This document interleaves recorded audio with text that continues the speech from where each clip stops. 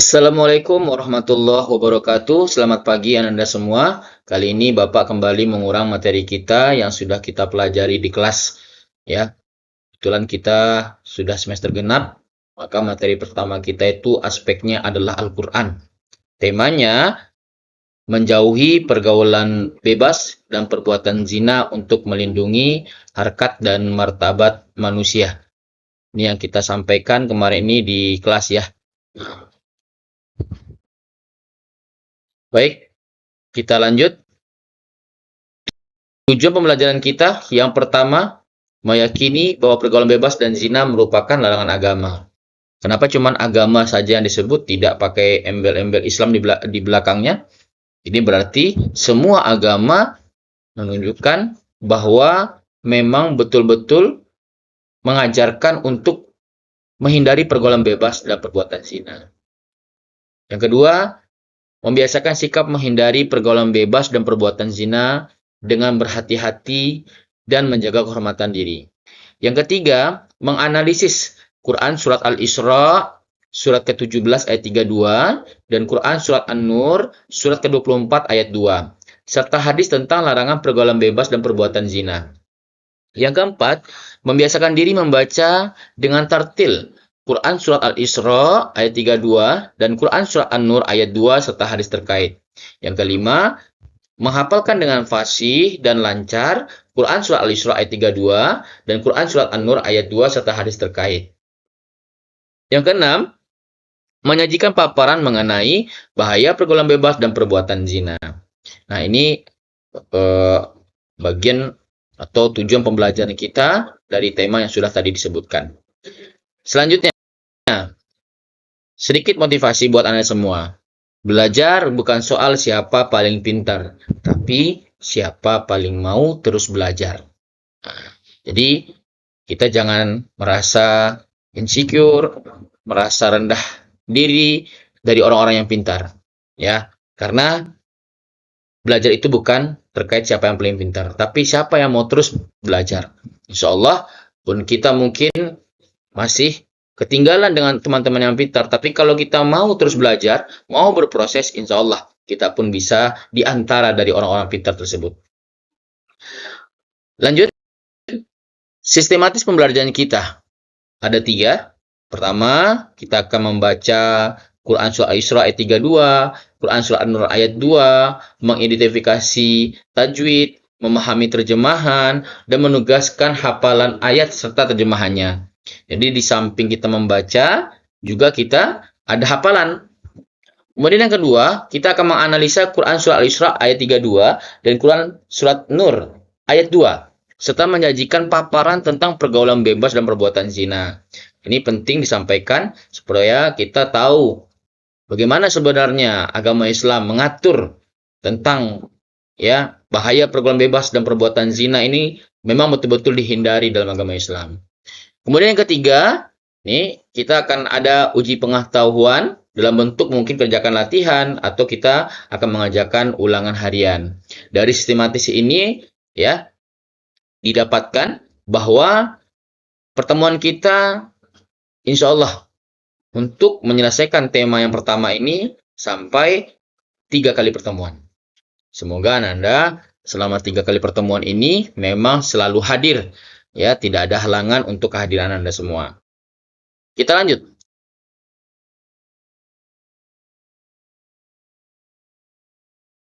Kita mulai dari Quran Surah Al-Isra ayat 32 tentang larangan untuk mendekati perbuatan zina. Baik, di sini Bapak mungkin akan mengajarkan cara membaca ayat ini dengan baik. Semoga Anda tentu lebih baik daripada yang Bapak ajarkan kepada Anda. A'udzu billahi minasy syaithanir rajim. Bismillahirrahmanirrahim. ولا تقربوا الزنا إنه كان فاحشة وساء سبيلا. Udah bisa? Sekali lagi. Wala taqrabuz zina innahu kana fahisah wa sa'a sabila. Janganlah kamu mendekati zina. Sesungguhnya zina itu adalah perbuatan keji dan jalan yang buruk. Baik, tadi kita membacanya. Sekarang kita masuk kepada tajwidnya. Di sini ada 5 lafal tajwid yang akan kita pelajari. Pertama, wala. Hukum bacaan dari wala ini adalah mat tabi'i. Ya, wala yang ada di wala taqrabu. La-nya mat tabi'i. Kenapa? Ada harakat fathah yang diikuti oleh huruf alif. Sehingga kalau panjang mat tabi'i ini berapa? 1 alif atau 2 harakat. Yang kedua, taqrabu. Taqrabu hukum bacanya adalah qalqalah sugro. Kenapa dikatakan qalqalah sugro? Karena ada huruf qaf berharakat sukun di tengah kata atau kalimat. Kita sudah tahu nih berapa banyak huruf qalqalah. Ya, kalau orang menyingkat dengan bahasa baju di toko. Ba, jim, dal, to, dan ko. Jika dia berharakat sukun, terletak di tengah-tengah ayat, maka namanya qalqalah sukro. Ya. Kemudian yang ketiga, taqrabuz zina. Ada alif lam di sini. Ini namanya alif lam samsiyah. Keterangannya, alif lam mati yang bertemu dengan salah satu huruf samsiyah dibaca lebur sehingga bunyi al tidak dibaca. Boleh juga ya, untuk memberikan keterangan tentang alif lam samsiyah ini dengan cirinya. Apa itu? Alif lam, di mana setelah alif lam itu ada huruf yang bertasdid. Yang keempat, fahisatau wa sa'a. Kajian kita di sa'a. Hukum bacaannya adalah mat wajib mutasil. Kenapa? Ada mat tabi'i bertemu hamzah dalam satu kata. Mat wajib mutasil, ini panjangnya sampai 2,5 alif atau 5 harakat. Yang kelima, sabila. Mat iwat. Apa itu mat iwat? Keterangannya, fathah tanwin pada akhir kata, jika wakaf atau berhenti, dibaca mat, sehingga harakat tanwin tidak lagi dibunyikan. Baik, paham ya sampai sini ya? Kita lanjut.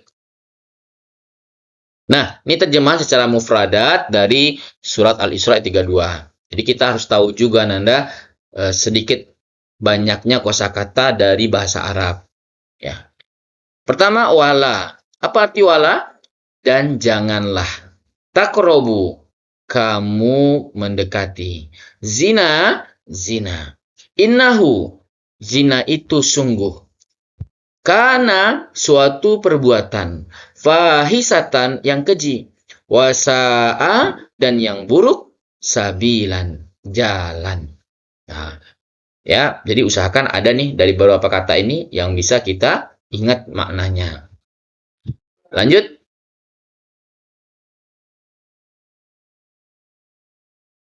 Nah, kita masuk lagi. Quran surat An-Nur ayat 2 tentang larangan untuk melakukan pergaulan bebas. Jadi kalau tadi kita sudah membaca Quran surat Al-Isra ayat 32, ya tajwidnya, terjemahan mufradatnya. Sekarang kita masuk lagi kepada Quran surat An-Nur surat ke-24 ayat 2 tentang larangan untuk melakukan pergaulan bebas. Baik, di sini Bapak akan coba lagi mengajarkan cara membacanya. A'udzu billahi minasy syaithanir rajim. Bismillahirrahmanirrahim.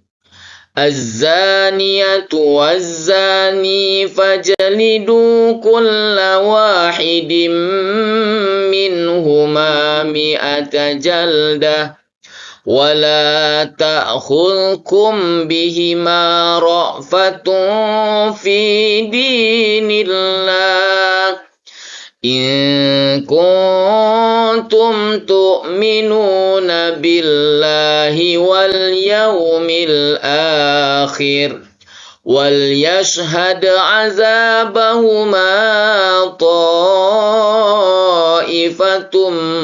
مِّنَ الْمُؤْمِنِينَ.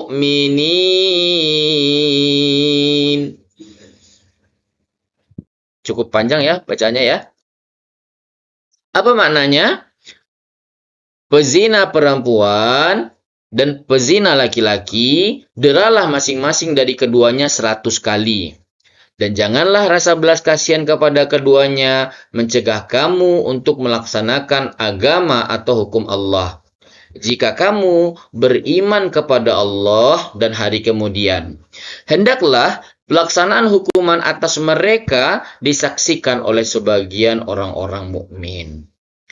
Ya, ini ayatnya sudah diajarkan cara membacanya dan ini terjemahannya. Kita lanjut masih terkait tentang An-Nur ayat 2.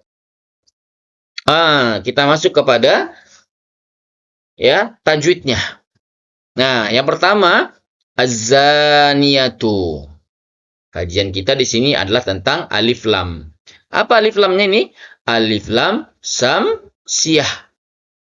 Keterangannya ada alif lam mati yang bertemu dengan salah satu huruf samsiyah dibaca lebur atau idgham sehingga bunyi al tidak dibaca.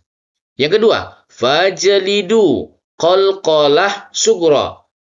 Kenapa ada huruf jim berharakat sukun? Seperti yang tadi dikatakan, ya. Kalau ada huruf qalqalah bertanda sukun terletak di tengah-tengah ayat, maka namanya qalqalah sughra. Yang ketiga, wahidim minhuma. Ya, ini tentang tanwin bertemu dengan mim. Hukum bacanya adalah idgham bi gunnah. Kenapa? Ada huruf dal berharakat kasrah tanwin bertemu huruf mim. Nah, apa saja huruf idgham bi gunnah? Itu ada 4 ya. Maaf, ada 4. Mana 4? Ya, waw, mim, nun. Itu hurufnya. Kemudian yang keempat, minhuma. Izhar halki. Kenapa izhar halki? Ada huruf nun berharakat sukun bertemu huruf ha. Yang kelima, ta'khuskum bihima. Ini, mim mati bertemu ba. Tolong digaris bawahi ya. Di catatan Anda nanti, tolong garis bawahi. Apa hukum baca ini? Ikhfa syafawi. Kenapa? Ada huruf mim berharakat sukun bertemu dengan ba. Ya, dia ada yang mirip-mirip tuh Ananda. Ada namanya ikhfa syafawi, ada namanya idgham mimi, ya. Terkait mim bertemu dengan huruf hijaiyah ya. Ada lagi namanya izhar syafawi. Jelas. Ya, itu mim mati bertemu dengan huruf hijaiyah. Kalau saat ini kajian kita adalah ikhfa syafawi di mana mim bertemu dengan ba. Yang keenam, ra'fatun fi dinillah. Nih, tanwin mitun bertemu dengan fa. Apa hukum bacanya? Ikhfa hakiki. Kenapa? Ada huruf ta berharakat dhammah tanwin bertemu huruf fa. Yang ketujuh, wal yaumil akhir. Ya. Apa itu? Alif lam qamariyah. Ya. Apa itu? Huruf alif lam bertemu dengan salah satu huruf qamariyah. Cirinya huruf alif lam terdapat harakat sukun, setelah al tidak terdapat harakat tasdid. Dan huruf al dibaca jelas. Ini ciri-cirinya. Kalau tadi alif lam samsiyah, setelah alif lam samsiyah ada huruf bertasdid. Kalau yang alif lam qamariyah, alif lamnya hidup dengan tanda sukun, setelah alif lam tidak ada huruf yang huruf yang berharakat tasdid. Begitu ya. Selanjutnya, yang ke-8, al-mu'minin mat arid li sukun. Apa yang dikatakan mat arid sukun? Yaitu ada huruf mat yang bertemu dengan sukun atau harus berhenti. Nah, itu dia.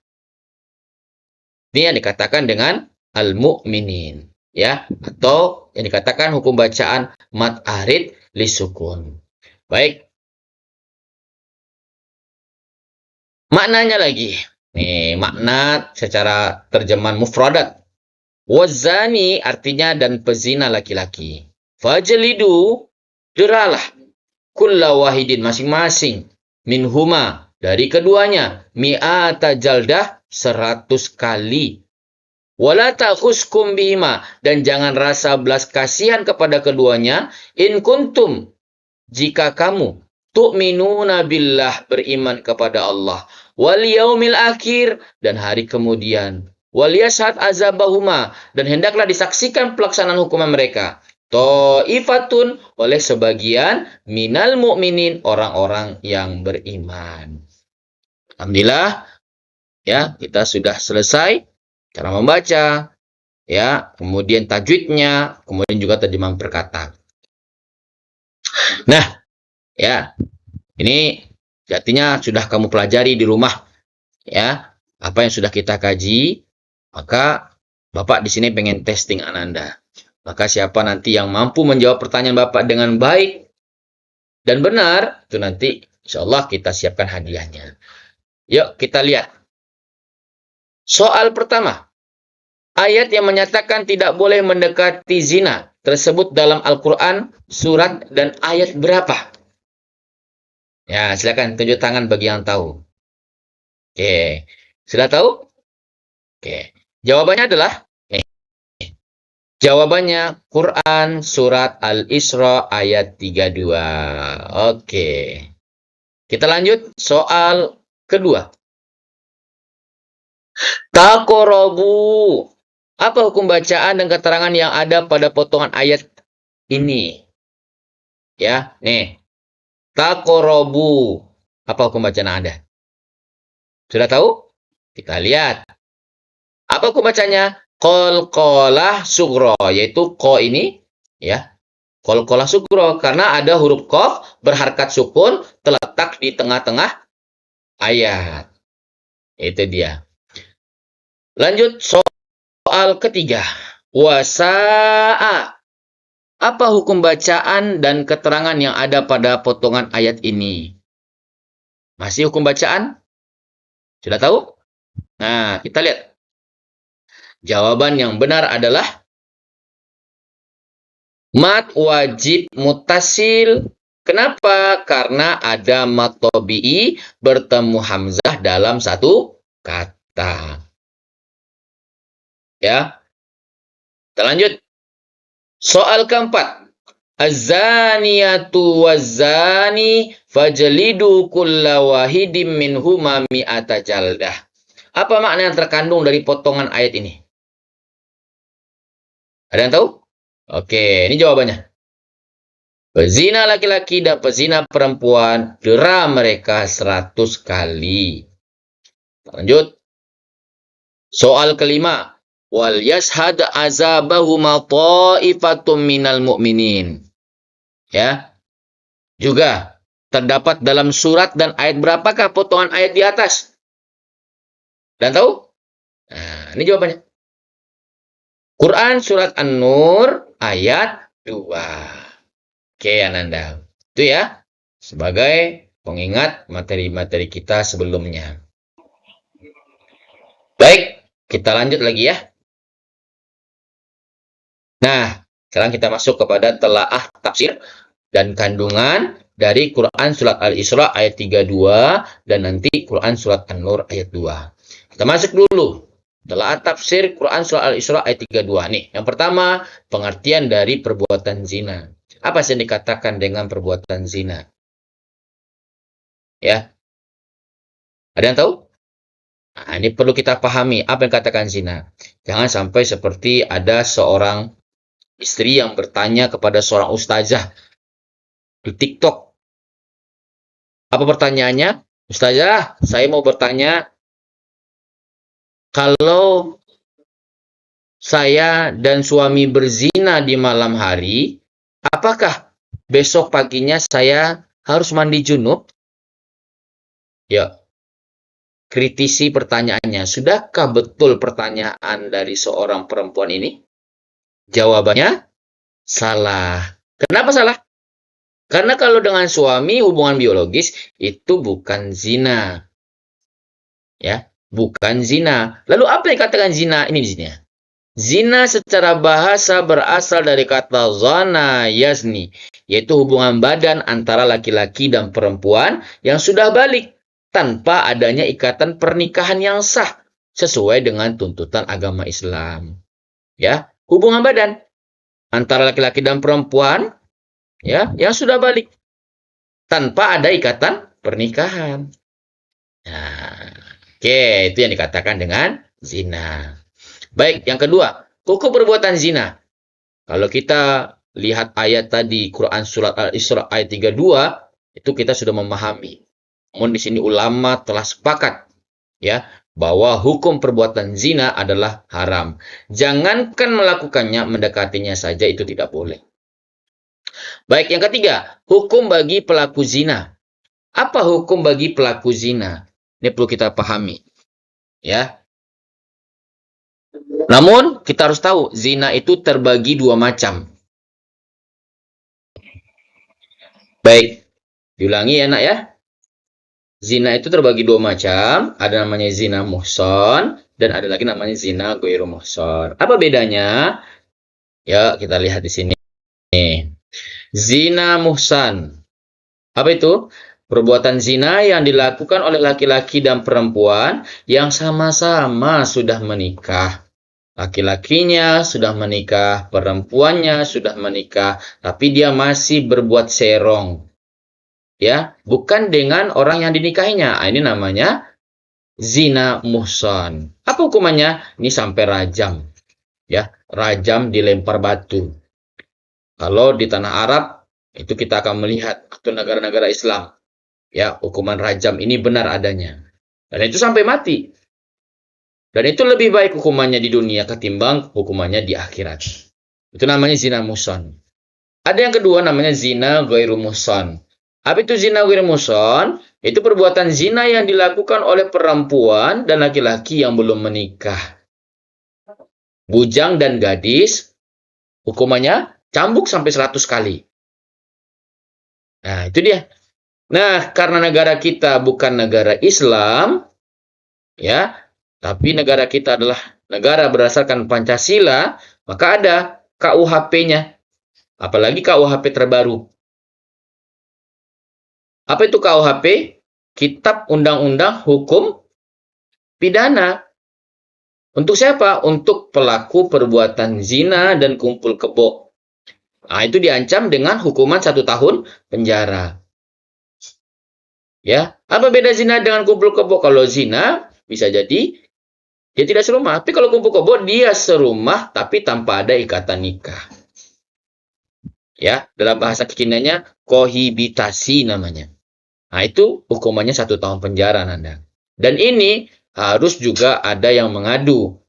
Ketika ada yang mengadu, maka bisa diproses. Tapi kalau diam-diam saja pasangan sahnya, ya mungkin juga tidak akan diproses oleh pemerintah. Begitu ya. Nah, baik, kita lanjut. Nah, hukuman pelaku zina dapat diterapkan apabila harus ada memenuhi 4 kriteria ini. Ya, bisa dikatakan dia berzina atau ditetapkan hukumnya sebagai berzina, ada 4 kriteria ini. Apa itu? Pertama, perzinaan dilakukan di luar hubungan perkawinan yang sah dan disengaja. Jelas, dia melakukan perzinaan di luar hubungan perkawinan yang sah. Bukan dengan istrinya atau bukan dengan suaminya. Dan itu disengaja. Yang kedua, pelakunya adalah mukallaf. Apa itu mukallaf? Orang yang telah diberati dengan syariat Islam. Telah diberi beban dengan syariat Islam. Siapa dia? Orang-orang yang telah balik. Ya. Perempuan maupun laki-laki. Kalau perempuan tanda baliknya dengan telah menstruasi. Kalau laki-laki tanda baliknya telah mimpi balik. Ya. Kemudian yang ketiga, dilakukan secara sadar tanpa paksaan. Nah, ini yang ketiga. Jadi bagaimana terkait tentang korban pemerkosaan? Apakah dia dikatakan sebagai berzina? Tidak, dia adalah korban. Siapa yang dihukum di situ? Tentu adalah pelaku. Selanjutnya, yang keempat, terdapat bukti-bukti telah terjadi perzinaan. Seperti ada saksi yang melihat, ada pengakuannya, ada juga indikasi kehamilannya. Suaminya nggak ada, tapi dia punya anak. Tanda tanya, siapa yang menghamilinya? Ya, itu pasti ada ayahnya, pasti ada bapaknya. Karena cuman satu di dunia perempuan yang punya anak tapi tidak punya ayah. Siapa dia? Maryam. Ya, selain Maryam, pasti ada pelakunya. Baik, selesai. Ya, jadi kalau diterapkan hukum zina, lihat 4 kriteria ini. Kita lanjut. Menelaah isi dan kandungan Quran Surat Al-Isra ayat 32. Ya, kita setelah mengetahui isi, mengetahui ayat, terjemahan, apa sih kandungannya? Nah, nih, bisa diketahui di sini Ananda. Contoh perilaku yang namanya mendekati zina. Apa saja itu? Pertama, melakukan pergaulan bebas, ya, tanpa ada memandang batas-batasan agama atau adat. Nah, itu pergaulan bebas. Ya, yang kedua, mendatangi tempat-tempat yang dapat mengundang nafsu syahwat, seperti mungkin dunia gemerlap, seperti apa, diskotik ya, atau karaoke, atau lain sebagainya. Yang ketiga, melihat konten, tayangan video, film, TV, atau media yang dapat merangsang nafsu syahwat. Melakukan panggilan video yang mengandung imajinasi seksual. Nah, ini juga termasuk perilaku mendekati zina. Jadi kita harus hindari. Ada penelitian untuk diketahui oleh anak bapak semua. Siapa yang melihat konten porno atau video porno, maka selama 3 bulan otaknya itu selalu memikirkan apa yang telah dia tonton.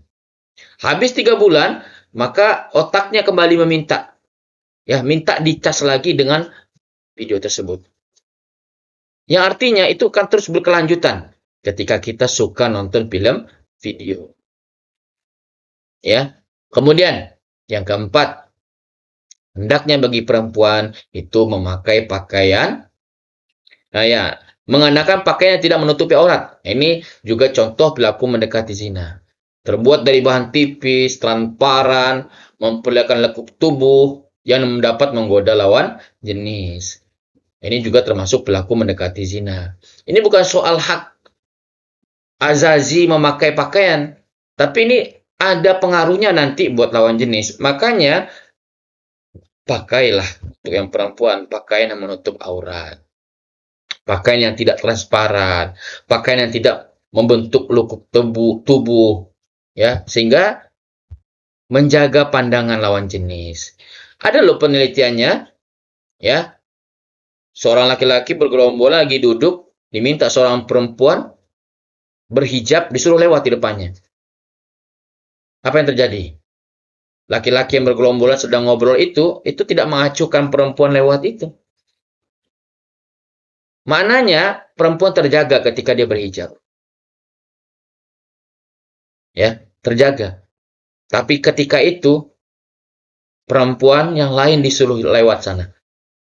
Namun perempuan yang ini dengan pakaian seksi, terbuka aurat, membentuk lekuk tubuh, itu semenjak dia belum datang sampai tempat orang-orang ngobrol itu mata laki-laki itu ngelihat aja terus sampai kemana batas perginya perempuan tadi. Begitu ya menggodanya perempuan ketika dia tidak menutup aurat, berpakaian transparan, atau membentuk lekuk tubuh bagi laki-laki. Maka sekali lagi dikatakan untuk yang perempuan, ananda perempuan, tolong tutup auratnya. Oke? Itu juga demi menjaga kehormatan diri ananda masing-masing. Kita lanjut. Menurut Said Kutub, keburukan dari perbuatan zina itu apa? Apa sih? Nah, ini dia. Pertama, penempatan asal muasal kehidupan sel sperma dan sel telur bukan pada tempat yang sah, jelas. Ya, tidak tempatnya yang sah. Kalau tempatnya yang sah, ya harus dinikahi dulu pasangan kita itu. Harus proses akad nikah dulu. Kemudian kedua, berpotensi untuk terjadinya tindak kejahatan berikutnya, yaitu menggugurkan atau membunuh janin apabila terjadi kehamilan. Ini yang paling kita sayangkan.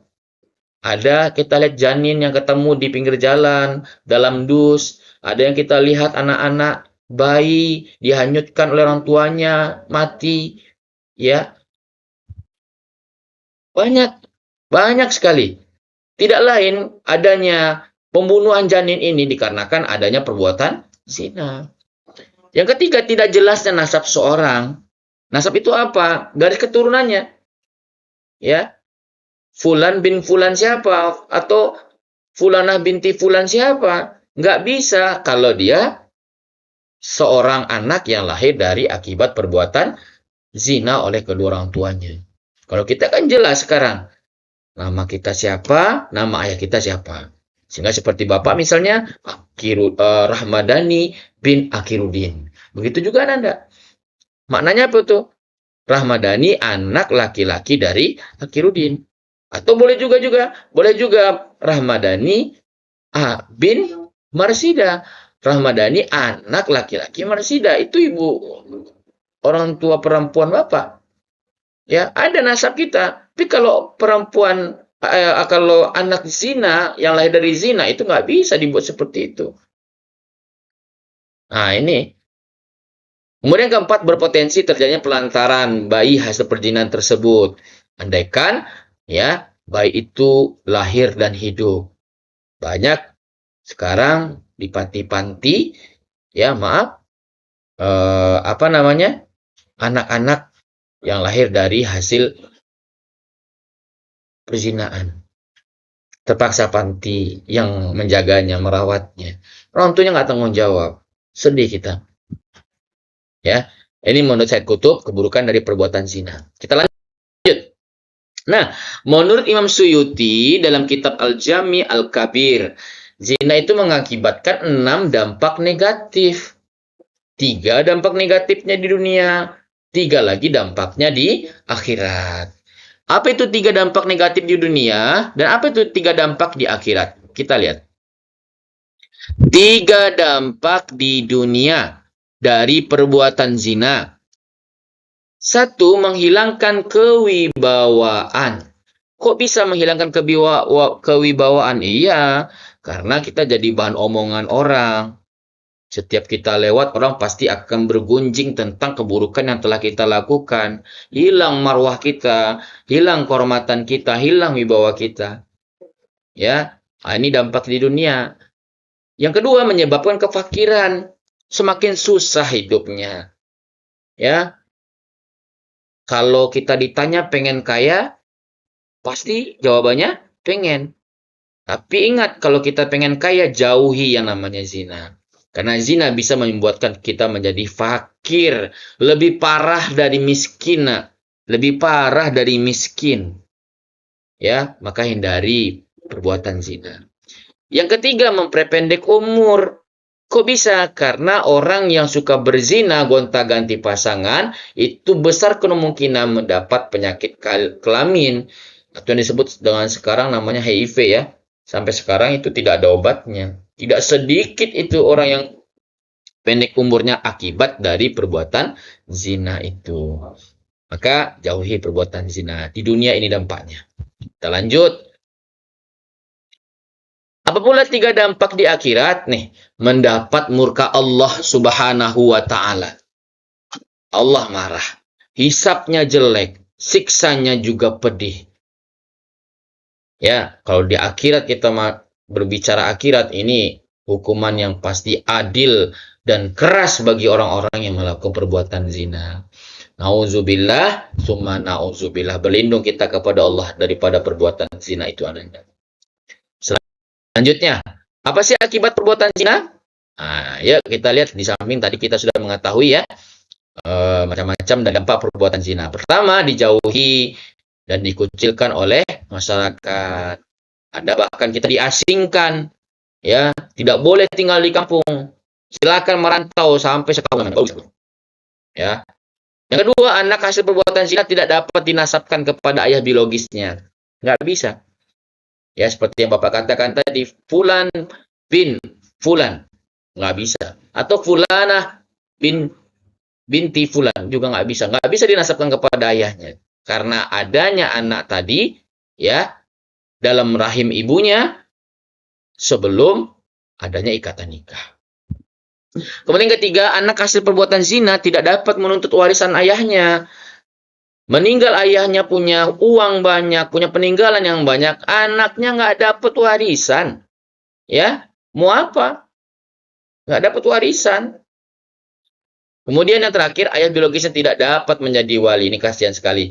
Ketika yang lahir itu adalah anak perempuan dari hasil zina, kemudian anak perempuan ini sudah gadis dan mau menikah, bolehkah ayah kandungnya menjadi wali? Maka ini jawabannya tidak boleh. Ya, ada sih sebagian pendapat ulama mengatakan boleh, tapi mazhab Imam Syafi'i tidak boleh. Lalu siapa jadi walinya? Langsung penghulu.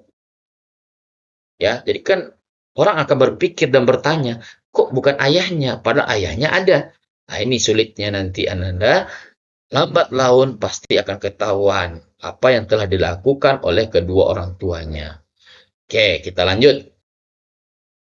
Nah, nih pesan untuk pemuda dan pelajar. Pemuda dan pelajar yang sedang berjuang untuk menyiapkan masa depan dan menggapai cita-cita untuk memiliki kehidupan yang lebih baik di masa mendatang, agar selalu berhati-hati dan menjaga diri supaya tidak terjerumus pada pergaulan bebas yang melampaui batas dan norma agama. Kamu, Anda semua itu sedang menyiapkan masa depan yang cerah, sedang berusaha menggapai cita-cita yang diimpikan dengan jadi dokter, polisi, tentara, guru, insinyur, ya dan lain sebagainya.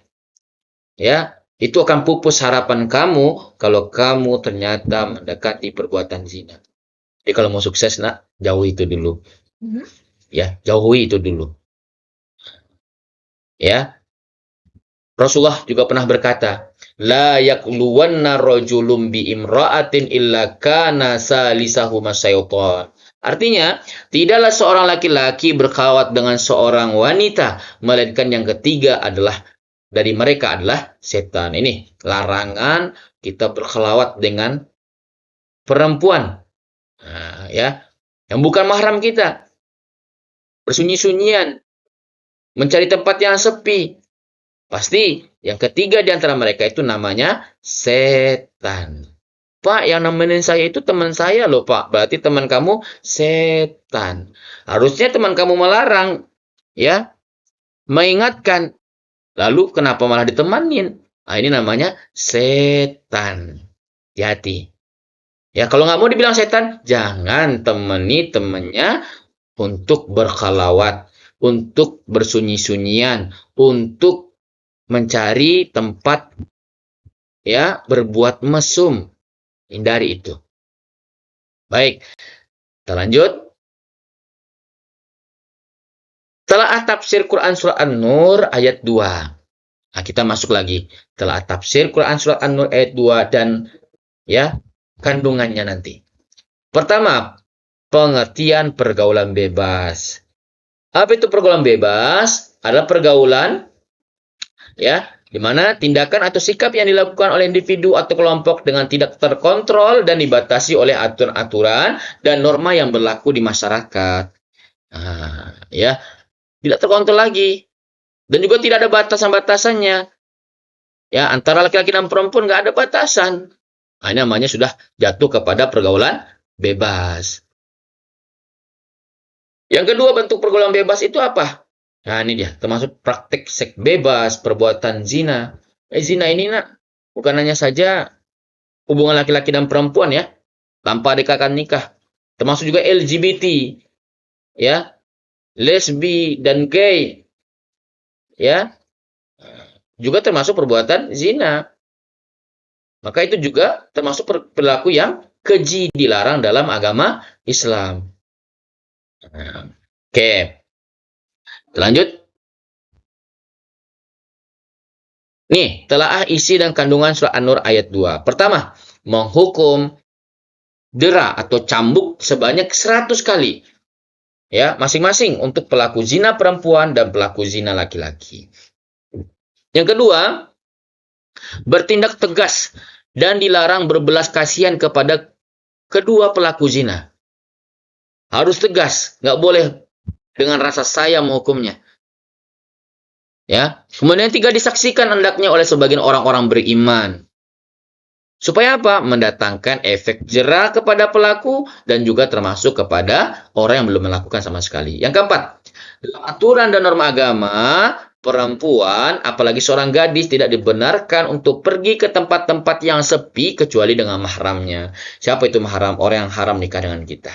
Jadi kalau Anda mau pergi keluar, nah, ya, temanilah dengan kakaknya, dengan adiknya, ya, supaya apa? Terhindar dari perbuatan kejahatan, termasuk tadi zina itu, atau korban dari pelaku perbuatan zina. Ya. Kemudian yang kelima, akibat dari perzinaan nampak dengan jelas ya pada perempuan. Dengan buktinya apa? Kehamilan tadi. Nah, perlu kita ketahui dalam surah An-Nur ayat 2 ini kan bunyi ayatnya azaniyatu wazani, pezina perempuan dan pezina laki-laki. Dinyatakan terlebih dahulu pezina perempuan baru pezina laki-laki. Kenapa tidak pezina laki-laki dulu baru pezina perempuan? Nah, ternyata maknanya menurut ulama tafsir bahwa dampak yang paling besar dari akibat perbuatan zina itu kepada perempuan. Kalau laki-laki itu tidak begitu tampak dampaknya. Bahkan banyak kita lihat laki-laki sudah ketika berbuat zina, dia kabur. Siapa menanggung resikonya? Perempuan. Hamilnya, mengandungnya selama sekian bulan, membesarkannya, itu penuh dengan caci makian orang kepada dia.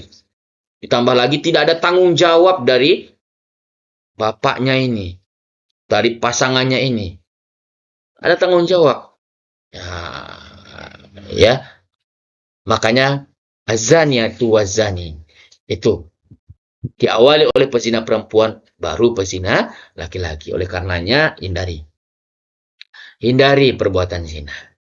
Kita lanjut. Nah, lalu apa yang harus kita lakukan? Karena kita tahu dampak dari perbuatan zina, pergaulan bebas ini merugikan diri kita, juga merugikan orang lain. Maka kita harus tahu apa sikap yang harus kita lakukan terkait ini. Pertama, ya, menjauhi pergaulan, menjaga pergaulan yang sehat dan beretika. Ya, silakan kita bergaul dengan orang lain, tapi ingat pergaulannya sehat dan punya etika, ada batasan-batasannya.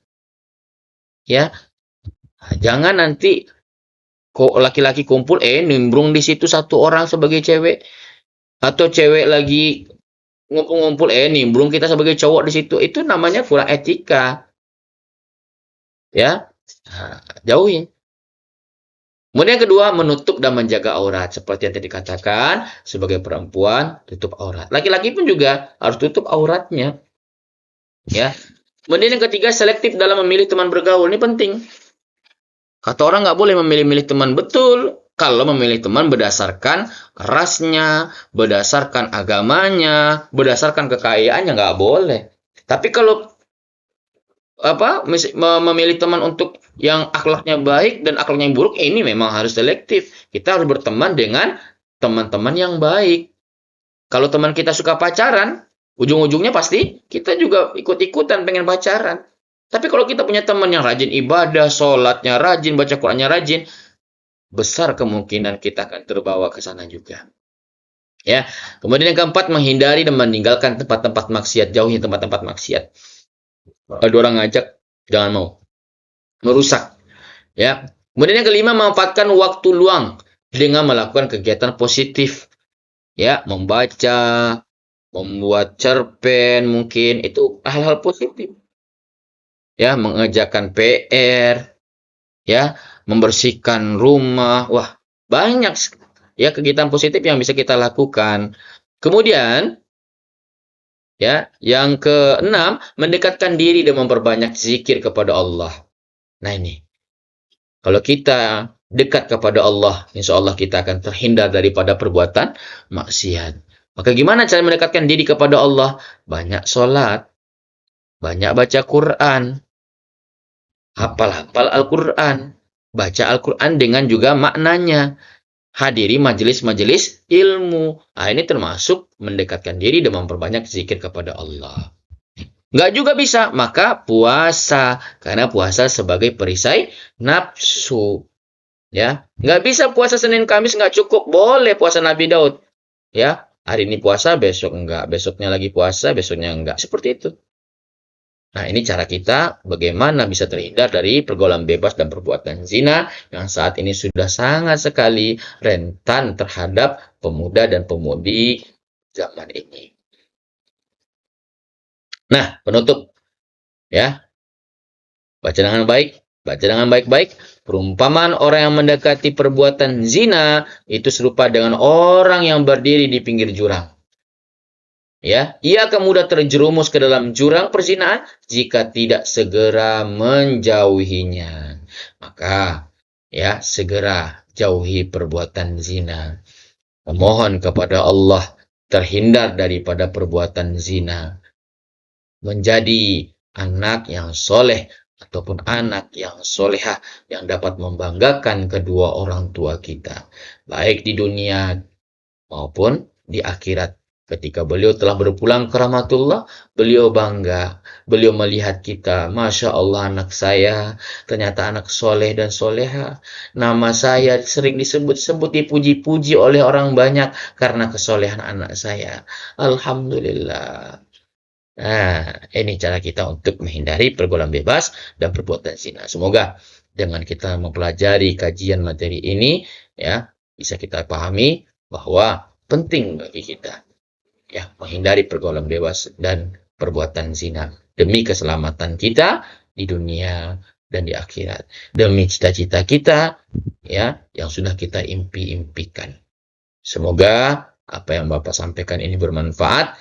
Kalau ada nanti tanya jawab, yuk silahkan. Kemudian jangan lupa ya, habis materi ini persiapkan lagi hafalan ayatnya terkait surat Al-Isra ayat 32 dan An-Nur ayat 2. Dan minggu depannya, berikutnya ya, kita persiapan untuk latihan, membahas latihan soal ulangan hal yang pertama kita. Demikian, kita tutup kegiatan dengan membaca doa kafaratul majelis. Subhanakallahumma wa bihamdika ashadu an la ilaha illa anta astaghfiruka wa atubu ilaik. Assalamualaikum warahmatullahi wabarakatuh.